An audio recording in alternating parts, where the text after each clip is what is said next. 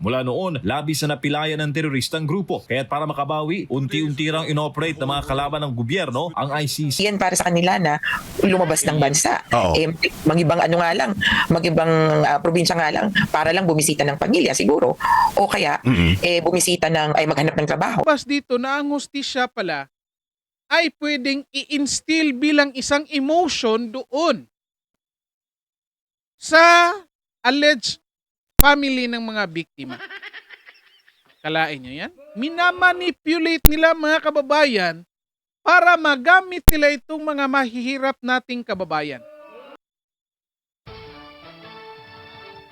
Okay, magandang araw po sa inyong lahat. And welcome po dito sa ating Tatabunan PH channel mga kababayan.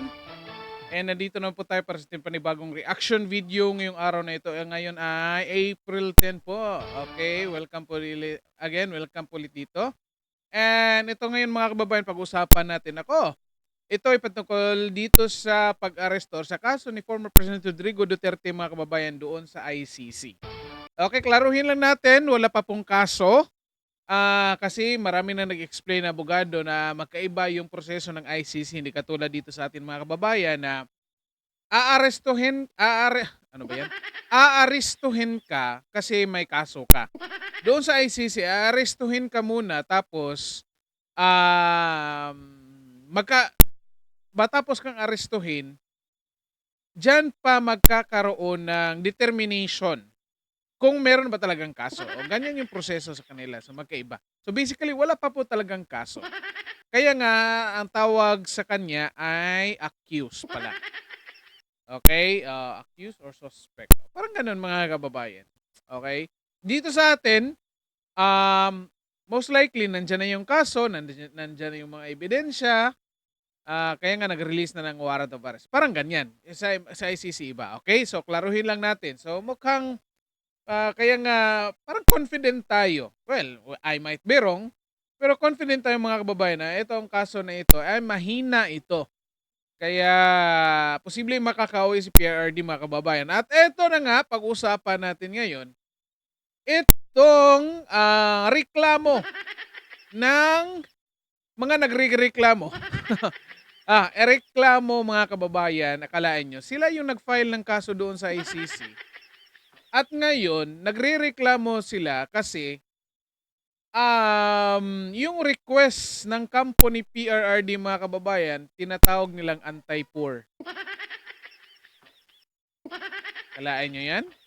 Sila, again isipin nyo ito, sila yung nagpunta sa ICC, sabi nga natin, dito nyo i-file, dito nyo kasuhan. Ayaw nila kasi nga raw, walang hustisya. So doon sila pumunta sa ICC. Ngayon, sinasabi naman nila, yung request or demand ng company PRRD patungkol dyan sa mga requirements ng alleged victims, kung meron man, kung talagang biktima sila, ay tinatawag naman nila na anti-poor. Oh.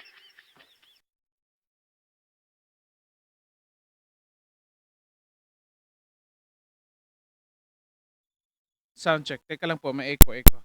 Ayan, wala na. Okay. So again, tinatawag nila na anti-poor. So, nalilito tayo ngayon mga kababayan, paano sila nakadating doon sa ICC? At ngayon, sasabihin nila, anti-poor o wala silang resources para humarap doon. Di ba? Nako, mukhang I smell something fishy dito mga kababayan. At ito pag-usapan natin ngayon. Kasi merong intelligence report dito, galing dito sa DZAR mga kababayan, binabalita, ipapakita natin dito, na, nako, matindi ang revelasyon dito patungkol sa intelligence report sa mga taong nasa likod ng aresto kay PRRD mga kababayan. Okay, so bago natin umpisahan, paki-like and share ng videos natin mga kababayan, and then paki-subscribe din po sa ating channel. Okay, ito umpisahan na natin mga kababayan. Stay tuned kayo hanggang sa uli kasi discuss natin ito, mabilisan lang ito mga kababayan. Okay? And then may dalawang videos papakita natin, okay? Eto, pakinggan mo. Isang teroristang grupo sa Pilipinas ang nasa likod ng pagkakakulong ngayon ni dating Pangulo Rodrigo Duterte sa ICC. Sa panayam ng SMNA News kay dating National Intelligence Coordinating Agency o NICA Director General Alex Paul Monteagudo, isinuwalat nito na ang Communist Party of the Philippines, New People's Army, National Democratic Front o CPP-NPA-NDF ang nag-operate para siraan sa international arena si FPRD. Napakalakas ng network ng CPP-NPA sa Netherlands. Matagal na yan. Panahon pa ng ni dating President Ferdinand Marcos, meron silang network doon. At lumakas pa lalo nung pagpunta ni Joe Masison sa Netherlands.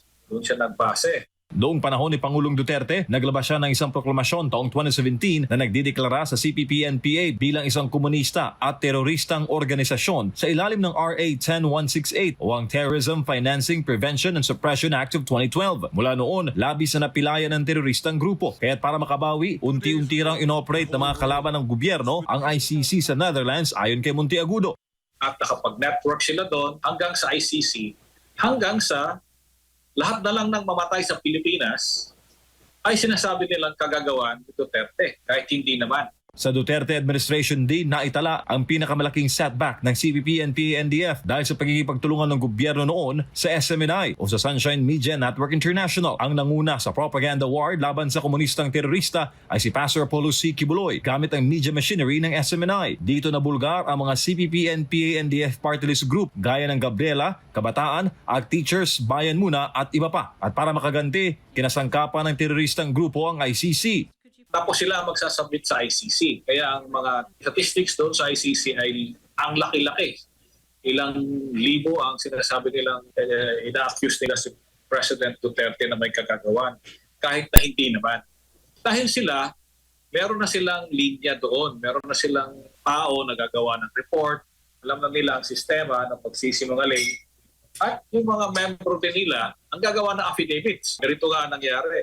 Dagdag pa ng dating intelligence chief na misinformation at political manipulation ang naging kapital ng CPP-NPA-NDF laban kay dating Pangulong Duterte. At lahat ng kanilang galaw ay matagal nang alam ng pamahalaan. Gagawa sila ng kwento, benta nila sa media, sa European media, paint a picture na masama ang isang presidente, gaya ng PRRD. Tapos, gagawa sila ng report sa ICC. Hanggang sa padami ng padami yun. Padami ng padami. Tapos may mga letters pa yan. Alam namin lahat yun dahil namomonitor namin. At dahil malaki ang posibilidad ng pagbabalik ng isang Duterte bilang presidente, giit ni Monteagudo, gagawin ng mga kalaban ng lahat, mahadlangan lang ang muling pagtuntong ito sa Malacanang. Malaki ang kontribusyon ng CPP-NPA-NDF dito sa pagpalabas ng warrant of arrest against kay PRRD. Kasi gusto talaga nilang mawala si PRRD dahil alam nila hanggat nandyan si President Duterte o kahit si VP Sara ay threat sa kanilang organisasyon. Para sa Diyos at sa Pilipinas kung mahal, MJ Mondihar. Oh, di ba? Klaro yan mga kababayan. Oh, retired police general yan. In charge sa intelligence gathering.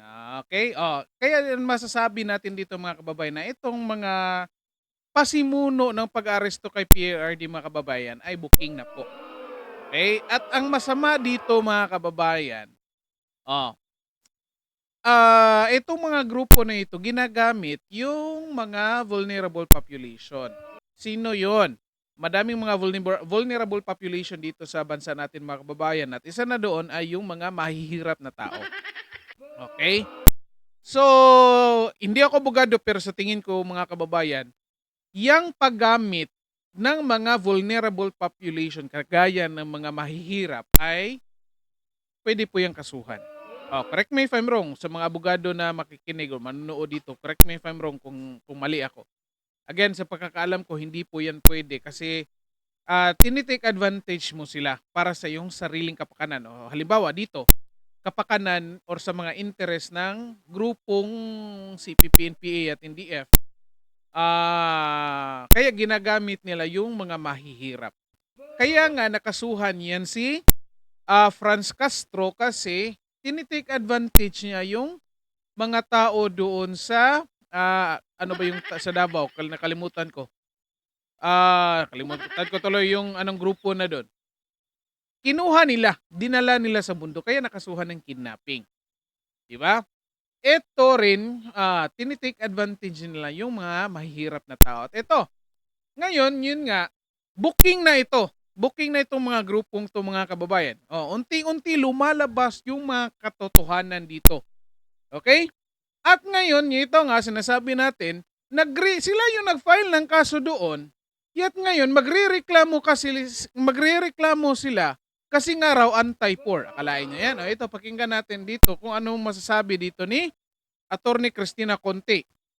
Okay? Ano ngang political party ni Attorney Cristina Conti? Mag-comment kayo dyan, mga kababayan. Ayaw ko na lang sabihin. Ito din namang teleradyo serbisyo. Halos araw-araw pinopromote itong si Attorney Cristina Conti. Of course, alam naman natin sinong may-ari ng teleradyo serbisyo. Pakinggan mo natin, speed up lang natin mga kababayan. Klaro na ililimitan nito yung partisipasyon ng biktima.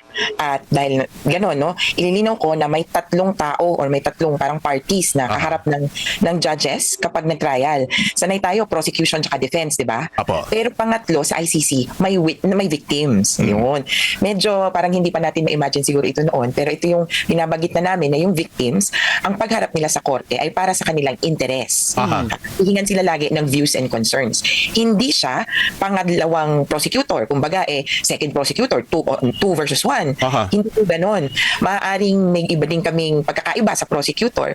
Ang paglalagay ng biktima na separate, hiwalay dun sa prosecutor, ay pagkilala na, kumbaga, ito talaga yung offended party. Sa atin sa Pilipinas, kapag ikaw yung naagrabyado, kakampi mo prosecutor. At kailangan mong, kunyari, sa kanya magbigay ng ebidensya, sa kanya magbigay ng pananaw. Pero dito sa ICC, hiwalay. Kaya, medyo iba yung role, di ba? Ang role pagtatanungin ng judges, ano bang pananaw ng biktima kapag papalayain si Duterte? Hindi namin kailangang pwede pero hindi kailangan na sabihin yung according to this case, according to this ganito. Ang ibibigay naming pananaw ay perspective. Ayon sa mga biktima, ayaw namin siyang lumaya dahil nakakatakot. Pabalik yan ng Pilipinas, maghahasik ng lagim, posibleng may matakot na, etc. So, ganun yung views na ibabahagi namin. Pwede din naman may konting legal, pero largely, ano ang sabi ng biktima. Kaya, yung application ng biktima, yun yung klaro na magbibigay sa'yo ng status as a victim para magkaroon ng personality doon. Ayun. Kaya, yung bottom line nung dapat yung ID, passport, kailangan national ID. Hindi daw pwede yung affidavit. Yung konteksto po natin, yung mga biktima, mahihirap. Hindi sila basta-basta kumukuha or makakakuha ng passport. Yeah. Pakinggan nyo yan mga kababayan, ha? Ako mga kababayan, aminado ako, mahirap ako. Pero, meron akong passport, hindi dahil aalis ako ng bansa. Almost 10 years na po yung passport ko kasi nung time na ginawa yung 10 years, kumuha ako kagad. Pero until now, hindi pa ako nakaalis ng bansa mga kababayan. Nagagamit lang yan bilang valid ID. Yet, anong pinapalabas dito, mahihirap, hindi kilala yung passport. Diba? Ngayon, anong tawag ninyo dyan? Sige, patuloy muna natin. Okay? Discuss natin ito mamaya mga kababayan. Stay tuned kayo hanggang sa huli kasi pag-usapan, tingnan yung pagmumukha ni Atty. Cristina Conti mga kababayan. Pag-usapan natin to. Maiksi lang, mabilisan lang. Bigay ko lang yung mga puntos ko dito mga kababayan. Okay, patuloy natin. Kumbaga alien para sa kanila na lumabas ng bansa. Magibang probinsya nga lang para lang bumisita ng pamilya siguro. O kaya maghanap ng trabaho. Pero yung passport, hindi po lahat. Sana kilalanin yung sitwasyon talaga dito. So, Attorney Conti, walang relasyon ang prosekusyon at ang biktima. Okay, stop muna natin dyan mga kababayan. Ayan nga. Sabi ko sa inyo, pag-usapan natin ito ng mabilisan. Okay? So, anong pinapalabas dito ng grupo? Kasi sinasabi ko mga kababayan na itong grupo na ito, mga kababayan, tingnan nyo, booking na to. Lumalabas na. Kasi araw-araw na pa yung interview eh. Kalain nyo yan? Ako mga kababayan, hindi ako abogado, pero common sense magsasabi sa atin na kung ikaw ay abogado, naghahanda ka para sa isang matinding argumento at legal na argumento doon sa korte, mga kababayan, sa tingin nyo ba sasabihin nyo yung technique or approach kung paano nyo ipapanalo yung kaso? Most likely hindi, di ba? Kasi kapag nagpapa-interview kayo dyan, sinasabi nyo kung anong mga plano nyo doon sa kaso, binibigyan mo ng opportunity yung kalaban na marinig yung kung anong dokumento or arguments na meron kayo, di ba? Kaya nga, ito makikita ko, mga kababayan, number one, paninira itong klaro sa mga Duterte through mainstream media. Again, araw-araw nagpapa-interview. Okay? At tingnan nyo, sino mga nag-i-interview? ABS, Teleradio Servisyo. At tingnan nyo yung mga tanong. Di ba? Pakinggan nyo yung mga tanong, mga kababayan. Well, anyway. Eto. Una, pangalawa na pala, sorry. Nag-file ng kaso doon sa ICC. Again, sabi natin, file kayo dito. Dito litisin. Ayaw nila. Doon sila sa ICC. Gusto nila sa ICC. At hindi raw sila mapigilan. Okay? Karapatan daw nila yan. Hindi sila mapigilan kasi nga karapatan nila. Sige. Nandun na sa ICC. Ngayon, nagdemand ang abogado kasi kailangan yan para ma-identify kung sino yung mga talagang nagsasabing biktima sila doon sa pulisiya ni PRRD. Ngayon, nagrereklamo anti-poor daw. Sino bang nagdala ng kaso dyan? Si PRRD ba? Kayo may gusto magdala dyan ng kaso, yet ngayon nagrereklamo kayo. So anong ibig sabihin yan? So ibig sabihin yan, mga kababayan, yung sinasabi nilang biktima na mga mahihirap, most likely hindi yan yung mga nagdala ng kaso dyan. Mukhang tumutugma itong pahayag ni Cristina Conti doon sa ibinulgar ni sino pangalan niya, yung intelligence personnel, mga kababayan? Nakalimutan ko tuloy. Ito si Monteagudo. Ito si Monteagudo. Parang tumutugma, mga kababayan. Na meron talagang grupo, merong mga nag-finance dito. Akalain nyo? Establish na itong Gabriela Bayan muna, nasabi ko tuloy, yung grupo niya Cristina Conti, mga kababayan. Gabriela, Kabataan, may connection dito sa CPP, NPA at NDF. Mga kongresista po ito. Meron po binibigyan po ito ng budget ng Congress. Saan galing yung budget? Pera ng taong bayan. Kalaan nyo yan? Tayong nag-finance sa CPP, NPA at NDF. Tayong nagbabayad dyan. Diba? Hindi nagbabayad, nag-finance. So basically, lumalabas ngayon, nagtutugma na ang nagdala ng kaso doon ay iba. Hindi yung talagang nagsasabing biktima sila doon sa pulisiya na war on drugs. Okay? Lumalabas din dito, mga kababayan, na ginagamit lang nila itong mga tinatawag na biktima ng war on drugs. Kasi kung titignan ninyo yung karamihan, kung hindi man lahat dyan, karamihan dyan ay resolved na po yung kaso. Yung mga pulis na involved dyan ay nakasuhan, na-dismiss na, nakulong na, at yung iba ongoing pa. Diba? Yet, nag-i-insist sila na dapat makulong si PRRD. Tanong natin, sila kaya talaga ang nag-i-insist or mayroong ibang grupong nag-uudyok sa kanila? Mag-comment kayo dyan, mga kababayan, kung ano masasabi nyo dito. Eto pa. Pangloloko ito doon sa mga vulnerable na communities, yung mga mahihirap, mga kababayan. Niloloko sila. O sinasabihan sila na, ito, biktima kayo, biktima kayo. Ini-insist sa kanilang ano ba yan? Kaisipan na biktima sila sa ginawa na pulisiya ni PRRD. Kaya ginagamit sila, mga kababayan. Bawal po yan. Hindi po yan pwede. Nag-take advantage kayo doon sa mga mahihirap na tao. Okay? At eto pa, pangloloko pa rin. Pinapalabas nila na kapag makalaya temporarily si PRRD. Okay? Kapag makakalaya si PRRD temporarily, sinasabi nila na delikado, mapanganib, nakakatakot. Akalain nyo yan? Ngayon, tanong ko sa inyo, mag-comment kayo dito. 3 taon na hindi presidente si PRRD. 3 taon na. Sinong mga natatakot ngayon?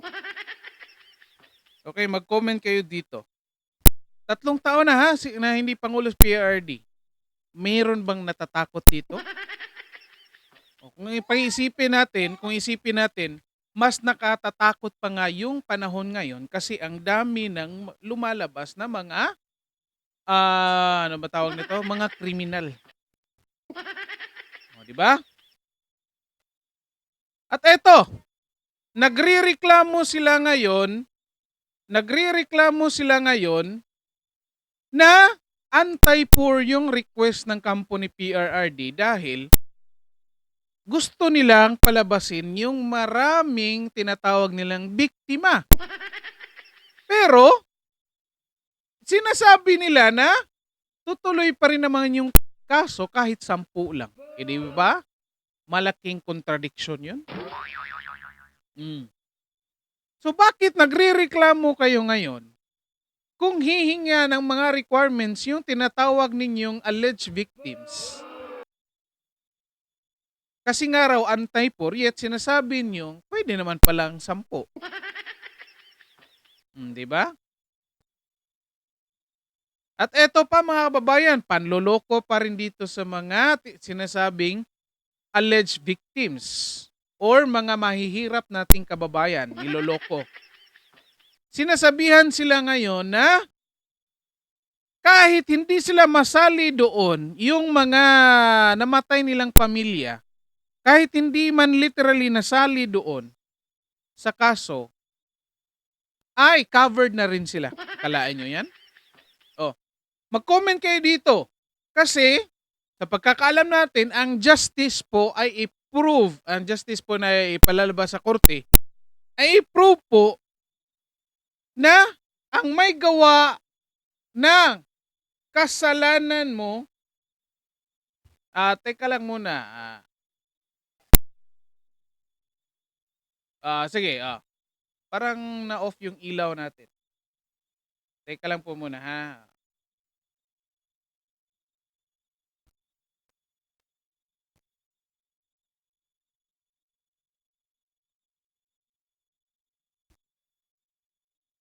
Ayan. Bumabalik na po. Okay. Sorry po. Naputol. Again. Balikan natin. Niloloko tayo. Niloloko yung mga kababayan nating mga mahihirap. Kasi sinasabi nila, kahit hindi masali yung pangalan ng relatives mo or pamilya mo doon, kahit anong desisyon ng korte, kasali ka na. Kasi pagkakalam natin, ang hustisya po dapat i-prove na yung taong inakusahan at dinesisyonan ng korte ay sila talaga yung may gawa doon sa hinihingi mong hustisya. Okay? Kasi nakikita natin yan. Again, hindi tayo abogado, yet nakikita natin yan sa mga maraming documentaries na kung saan kahit nakakulong na yung suspect or akusado at may lalabas na bagong kaso sa kanya kasi may nadiskubring nagawa siya, pwede pa rin siyang kasuhan. Diba?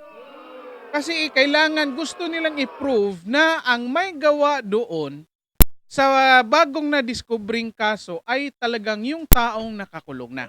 Kasi yun nga, hustisya.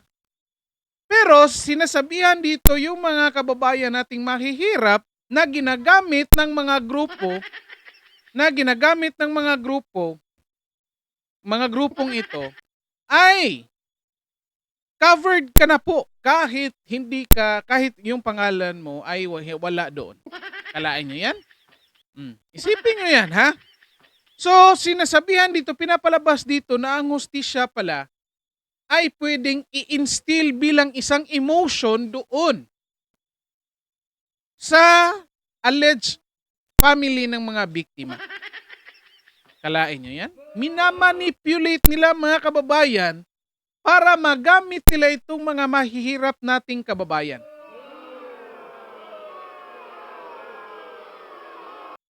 Ganyan sila kasakim mga kababayan.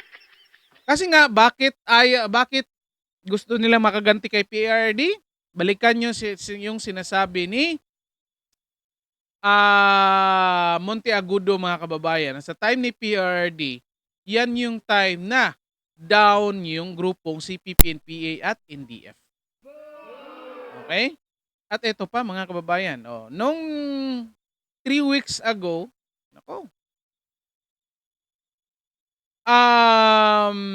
mukhang, again, ito lang nakuha ko doon sa interview ng press conference ng mga abogado ng alleged victims mga kababayan. Sinasabi nila na pinapalabas nila na mukhang merong karapatan itong mga alleged victims na maningil financially doon kay PRRD kung madesisyon na yung kaso. So sa tingin ko, parang may pinangako itong grupo na ito na merong makukuhang pinansyal itong mga sasabing biktima sila mga kababayan. Dito lumalabas na klarong-klaro na tinitake advantage sila dito. Okay, mag-comment kayo mga kababayan. Pero again, sa tingin ko pa rin, meron pa rin itong financier na nasa likod nitong lahat mga kababayan. Okay? So again, mag-comment kayo dyan kung ano sa tingin nyo dito mga kababayan. Then, tatapusin lang muna natin to. Paki-like and share po ng mga videos natin para makita din po ng iba. And then, paki-subscribe din po sa ating channel. Okay, hanggang dito na lang po muna tayo. Maraming salamat sa lahat at kita-kita tayo sa susunod.